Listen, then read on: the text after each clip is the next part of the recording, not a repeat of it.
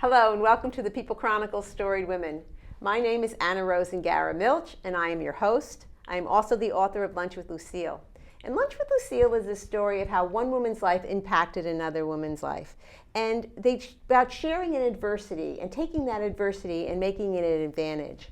So what we do on the People Chronicles Storied Women is we bring women from our community to share their story. And today I have Wanda Negron with us. Thank you for coming in, Wanda. Thank you for having me.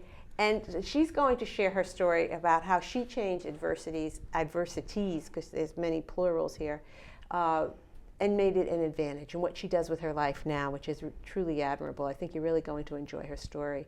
But first, I want to ask you the question of, what is it that you want the takeaway to be for us? What do you want the viewers and the people who are listening and watching this to remember from our little chat? That there might be my stumbles, but the feeling of wanting to overcome all of that you can do it. It is possible. It is possible to overcome all the stumbles. It is possible to overcome all of that. Yeah. I know I have. I know. It's amazing that you're sitting here. So if you could just share with us some of those stumbles that have happened in your life. Well, short ones. First one, growing up, feeling like a foster child, living for my family. You know, my grandparents, my aunt, my mother, and back, and my father. I had a environment, you know, pretty much involved. Always looking for a place to fit in. I felt like I wasn't fitted in the way I wanted to. Grew up without a father and always looking for that father figure. Being involved since I was a child in the community, even with little kids. You know, I was the one who always took them to church and played with them. And I was the babysitter of the neighborhood. Always kept searching for something because I was feeling empty. Since my grandmother passed away, and one thing she always taught me, always be good. Never harm anybody. If you do those things, we will see each other in heaven. Uh-huh. So I kept always looking, what is this place she's talking about? You know, I want to go there so I could see her again. Based on that, I grew up in having stumbles in my life and bad relationship that I chose, and still not finding something to fulfill me. I also got into a relationship with the father of my daughters, where it was abusive. It was always an abuse environment. Even though I loved them, but I had to realize that I could not change that. I needed to think about myself and my children. So it just came flash in my mind, it's time to get out. And all of a sudden, here I wind up in Reading. I don't know, that light came up. And Reading came to the picture. So you leave, this is from New York, right? Yes, from New York. From New York, and you came to Reading. And I wound up in Reading. And I always ask myself, what am I doing here? What does God want for me? Some way, somehow I was directed here. Being always looking for that father figure, even though I met my father, but it's still a split home, sisters and brothers in one side, sisters and brothers in the other side, mother and father.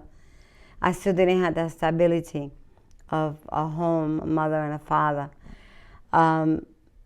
Kept trying to survive on the situation when I left the abusive environment, where it was a lot of hurt, physically, mentally, spiritually, and raising my two daughters on my own. It was hard.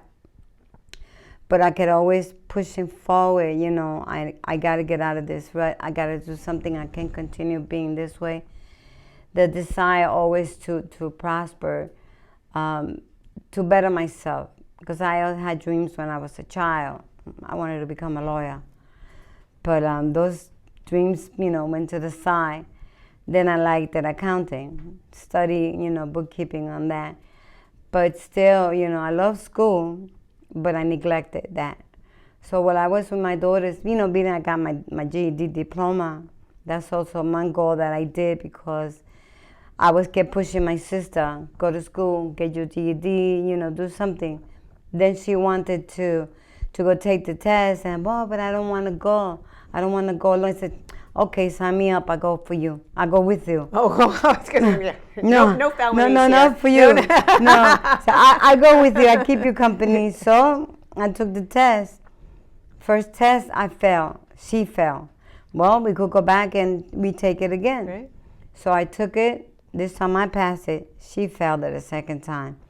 Oh, but why, that I didn't take, I failed. I said, you just keep going till you forget it. You just don't give up. Just because I got it and you didn't get it, at least I was there for you. So when they say that the fail, F-A-I-L, is the first attempt at learning, something like that. Yes, second attempt. And then the third time, is good. Okay, so you get your GED, and your sister gets her GED after a few more times. Mm-hmm. And you're raising your daughters by yourself. You're in a community where you really don't know anybody, right? Because you're literally on the run. Mm-hmm. But there's other things that happen in your life, right? Yes.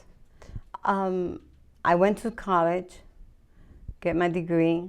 I didn't finish it. It took 1 year because plus I was working, raising my daughters, had 2 jobs plus school. Right. And I think the single parent, I mean, I think that's probably very common in our culture sometimes, when the mom is mom and dad, as well as having to raise the children, go to school, put food on the table, put a roof over your head. Yeah, all my daughters always say, when it came to Mother's Day, Happy Mother's Day. When it came to Father's Day, always Happy Father's Day. Good for you. Based on that situation, I always kept pushing forward, always still looking. There was something more, something missing. I did serve in finding a church, a place to fit in. I found, but still, my eagerness just kept going, and something, missing, something was going. I guess I wasn't totally dedicated. And through all of that, I got involved in many community activities, especially campaigning for people that were running for city council or city mayor or stuff like that. It was something that I always trying to find out what the people needed, and how can I also put my invoice to people that were running for office. This is what people need. This is what you can do. There have been a few people that I helped in my campaign, which I still hasn't seen the progress. Mm-hmm. So you've also had, with all these just trying to help in the community, though, you've also had some health issues, right, and some accident issues. Yes. That you've had to overcome. Yes. I had a major car accident. Major car accident. Yes, that practically almost my brain flew out. I had scars here. But then through all of that, I mean, it's an experience that many people don't understand of why I experienced. Some people call it an out-of-body experience. But then I was able to survive that by the grace of God. So you have been able to survive so many adversities in your life, and I know that you've had probably the worst recently, and you're sitting here next to me. You're still a survivor, and would you share that? My daughter passed away 3 months ago. We had problems of mother and daughters, situation, but you sometimes think about. Would something like this happen to your child, and you were like, no, take that thought off, your mind, because you don't even want to think about it. Sure. But then when it happens to you, for real, then it's a nightmare. I'm still dealing with, like the chaplain told me that my grieving counselor, that it's fresh, the woman's fresh. It's hard every day that I don't have my child with me. It's the hardest thing. Having overcome a lot of the things, this is the hardest. I would think so. That life has given me. And again, by the grace of God, I'm here because He is my strength. He's the reason why I survived. Every adversity, every situation that I had, I always held on, and I always call out to God.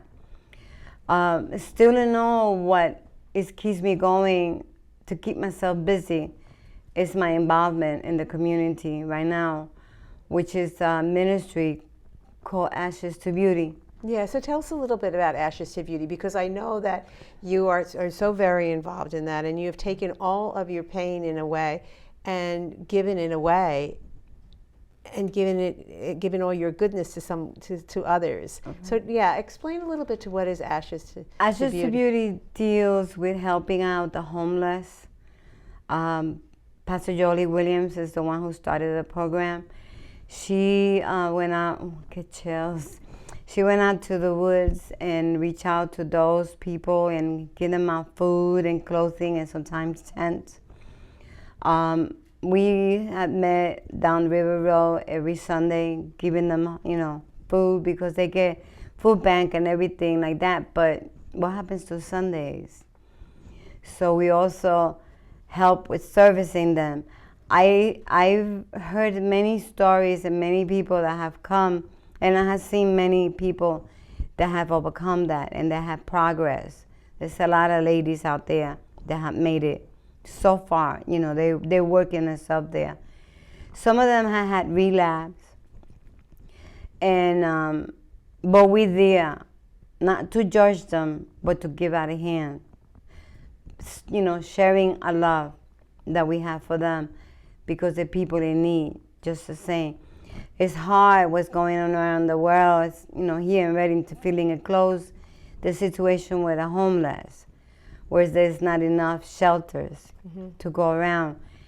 And they only have but a certain time that they could stay there, but it only takes it takes a certain time to find housing as well as to find employment. It just doesn't happen like that. And it doesn't happen in 30 days. It's a process.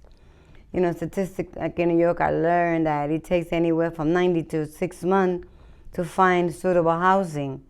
And jobs, by my experience, it takes a couple of months to find, jobs, because you have to go to many interviews.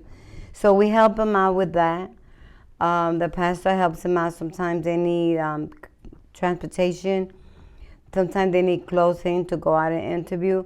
So Ashes to Beauty offers that to them. That's wonderful. So I think it's really, you have a really good message here, excuse me, in that even though you've had so much adversity in your life, you have used it for the good of others. Yes. And I think it's really, you're an incredible woman, Wanda, and I know I've only met you a few months ago under not great conditions, but but it's truly my honor to sit in the room and listen to you, and for you to share your story with others. I really appreciate you coming in today. Thank you so much. And I appreciate everyone listening. Thank you very much. Thank you. Thank you.